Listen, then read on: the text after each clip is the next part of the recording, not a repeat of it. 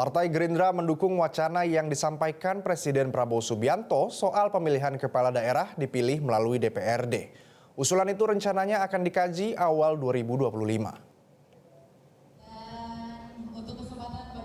Hal tersebut ditegaskan langsung oleh Sekjen Partai Gerindra Ahmad Muzani saat menghadiri kegiatan ICMI di Bogor, Jawa Barat.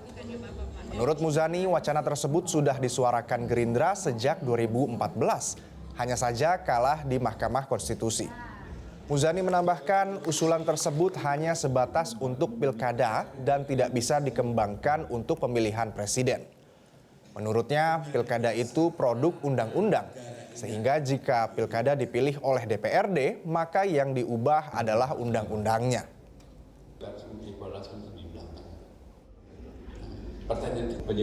Kalau pilkada itu dipilih oleh DPRD, maka yang diubah adalah undang-undangnya. Apa yang diubah? Undang-undang tentang pilkada, yakni tentang pemilihan gubernur, bupati, wali kota. Itu yang disampaikan oleh Presiden kemarin sebagai sebuah gagasan. Nah, pertanyaannya adalah apakah partai-partai setuju? Gerindra setuju. Pertanyaan itu, Gerindra setuju. Kapan itu akan dilakukan? Sebagai kajian awal kita akan lakukan nanti di tahun 2025. Jelajahi cara baru mendapatkan informasi. Download Metro TV Extend sekarang.